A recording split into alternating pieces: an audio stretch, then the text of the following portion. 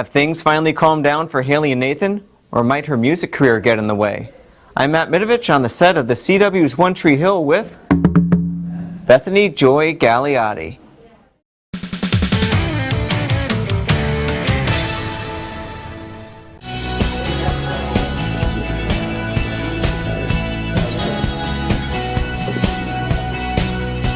And action.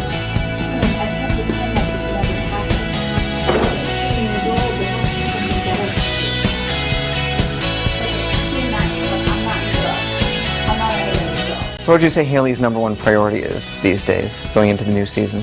Her marriage and her son. Yeah? Mm-hmm. What about that little person on her shoulder telling her music? Well, I think that's something that I think that's why it's not the priority. That's why she can do it and pursue it from a place of freedom in her life, because it's not the priority that she's like really concerned about. It's like something, an extra thing on the side that she gets to do to enjoy. Do you think, or perhaps know from personal experience, that people can have a real and true love like Nathan and Haley do? Yes, absolutely. Because it's really special for TV, and a lot of the actors we've been talking to on the cast today have been talking about it. Yeah. And you're kind of like this great example of love gone right. Oh, that's awesome. Yeah, I mean, relationships are messy and love is hard, and what breaks my heart about a lot of marriages and relationships these days is that I feel like we're living in an instant gratification society, and people, they don't want to push through. They don't want to like commit and do what it takes to really like get over the things that most people break up over, and you just don't realize what richness and like passion and amazing love is on the other side of it if you just stop when something gets tough, you know? So it's definitely possible. Well, that said, you know, Nathan and Haley have had their obstacles. Mm-hmm. So what if we're Carrie to resurface? What if Carrie were to resurface? What if Carrie were to resurface? I would kick her little Look at you, I lit a fire. And I would give Tori a big hug, though, because she's wonderful, the actress. But you'd kick Carrie's ass? Yes. Yeah. Oh, I want to see her around. What other sort of dramas ahead for your characters this season? There is some more music involved for Haley coming up, and there's some great little twists and turns. I think our Halloween episode's going to be killer, pardon the pun. I've got some reader questions here. Okay. Melissa wants to know, is it safe to say that we'll get some more Haley and Nathan love scenes this year? I'm sure. I mean, you know, talk to Mark, right in. Hey. Why not? Someone wants to know, what's the last movie that you saw that disappointed you? Oh, man, people are going to hate me for saying this. Uh-oh. You're going to say it. La Vie en Rose. Oh, I thought you were going to say like Dark Knight. Okay. No, I thought... Okay, La Vie en Rose, go to town. La Vie en Rose, I wanted to like it so much. And her performance, Marion Cotillard, is that her name? Her performance was magnificent, and the film was shot beautifully. But the story, I just didn't think the story was worth telling. To me, it was just a story about a woman that just got eaten alive by the entertainment industry and died a bitter, lonely old lady. And I didn't want to hear that story. That doesn't inspire me. Fair enough, fair enough. Sorry. Will you be singing any of your own songs on the show? Yes. Really? Yes. This season? Mm-hmm. Okay. Yeah. Good.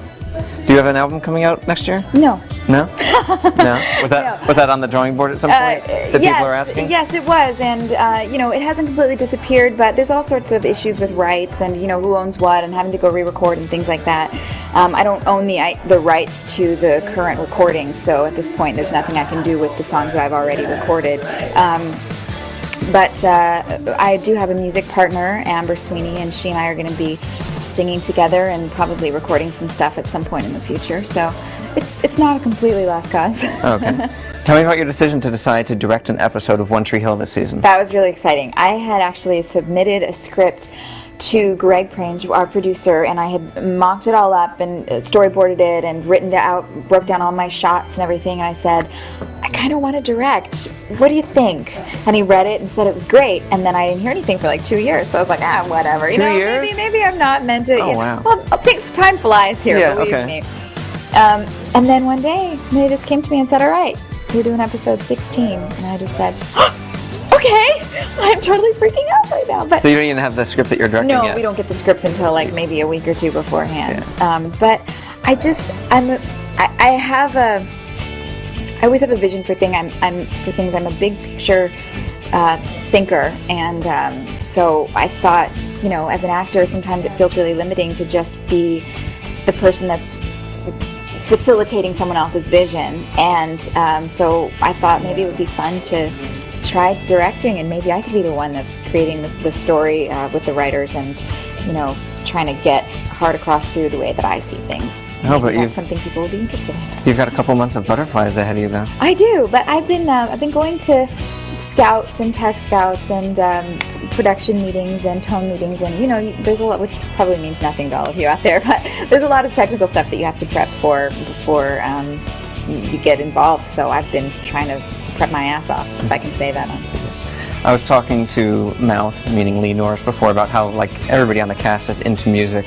How would you compare your music sensibilities with like Hillary's? I think Hillary just likes a little bit darker music than I do. I love any kind of music really, as long as it's got a good heart in it. So I'm open to anything. But Hillary and I have a lot of music that we are similar. So, God, I can't talk today. Hillary and I share a lot of similar musical tastes, and a lot of different ones. But it's fun because she introduces me to stuff, and I introduce her to stuff, and it's all good.